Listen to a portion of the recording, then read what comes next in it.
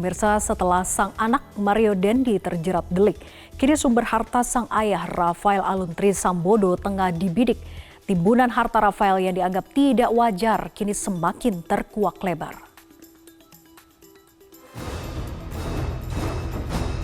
Dari mana sumber kekayaan Rafael Aluntri Sambodo, ayah Mario Dandi, pelaku kekerasan terhadap David? Follow the money.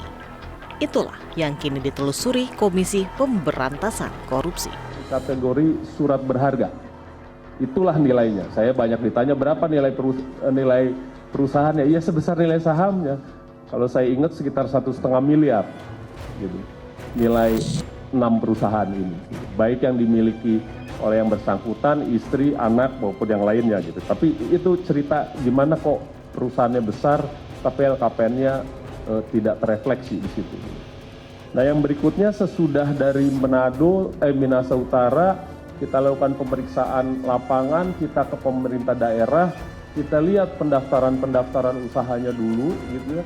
Bahkan kita ke BPN, melihat ini dulu asalnya beli dari mana, harganya berapa, gitu ya. Itu bagian dari proses di Minahasa Utara.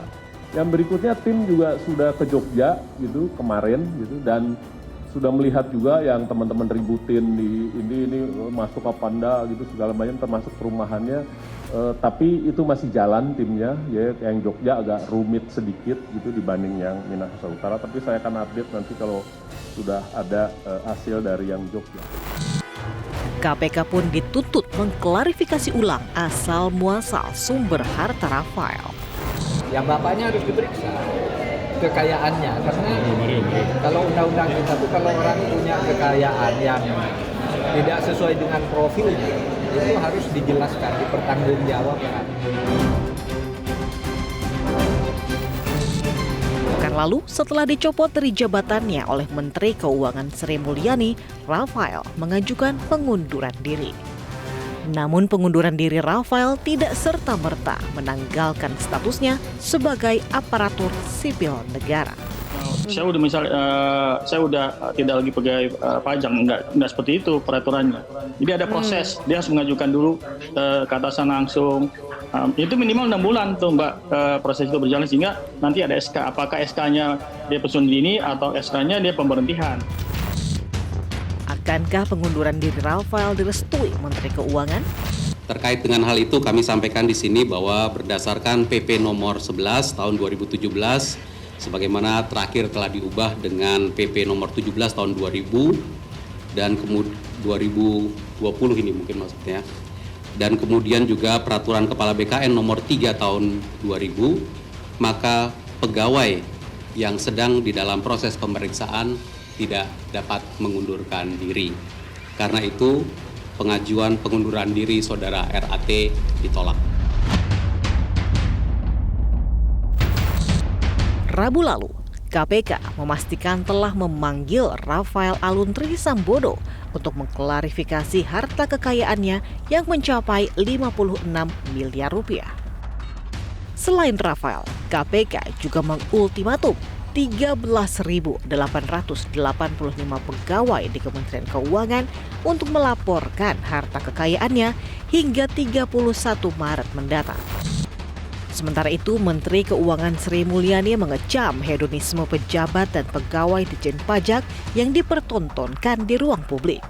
Sri Mulyani bahkan membubarkan klub motor besar alias Moge di Ditjen Pajak. Integritas Direktorat Jenderal Pajak dipertaruhkan. Kalau ketemu sama orang terus kemudian mereka mulai mengulik-ulik nama seseorang atau itu, Anda harus bisa menjawab dengan wajah tegar. Saya tahu ada kasus itu Bapak dan Ibu yang terhormat, kami adalah pekerja pegawai Direktorat Jenderal Pajak Kementerian Keuangan yang komit. Kami juga tersakiti sama seperti Ibu, Bapak mungkin merasa sekarang tidak percaya. Saya lebih sakit lagi. Presiden Jokowi pun geram melihat pejabat kementerian, lembaga, hingga aparat hukum yang pamer kekayaan serta bergaya hedonis. Dalam sidang Kabinet Paripurna di Istana Merdeka Kamis lalu, Jokowi meminta para menteri dan pimpinan lembaga untuk mendisiplinkan anak buahnya. tahu betul mengikuti kekecewaan masyarakat terhadap aparat kita, aparat pemerintah. Dan hati-hati, tidak hanya urusan pajak dan bea cukai, ada kepolisian dan juga aparat hukum lainnya, terhadap birokrasi yang lainnya. Dan kalau seperti itu ya, kalau menurut saya pantas rakyat kecewa, karena pelayanannya dianggap tidak baik,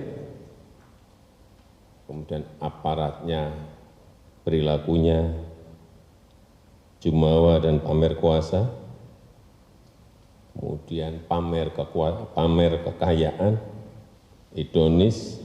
Oleh sebab itu saya minta kepada seluruh menteri dan kepala lembaga untuk mendisiplinkan para di bawahnya. Inikah gambaran dari sistem perpajakan di Indonesia yang sangat rapuh, sehingga carut-marut sistem pajak di Indonesia telah tercermin di kasus kepemilikan harta Rafael? Jadi mohon kita jangan terpaku pada penganiayaan ini.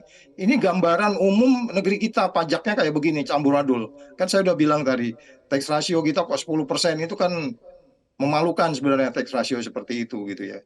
Jadi ini bahan evaluasi secara pada kita semua, yang menurut saya Menteri Keuangan juga jangan ngomong-ngomong normatif gitu kan. Ini kejadiannya sudah berkali-kali kan. Baik itu hasilnya OTT dan seterusnya. Tapi kan dia nggak aware terhadap pasukannya kan. Tidak aware terhadap upaya-upaya pencegahannya gitu. Mencuatnya skandal harta Rafael membuat Direktorat Jenderal Pajak diterpa isu miring soal integritas yang kini menjadi barang getas. Perilaku pejabat pajak dinilai tidak bijak. Pertanyaannya, bagaimana jika publik ogah membayar pajak?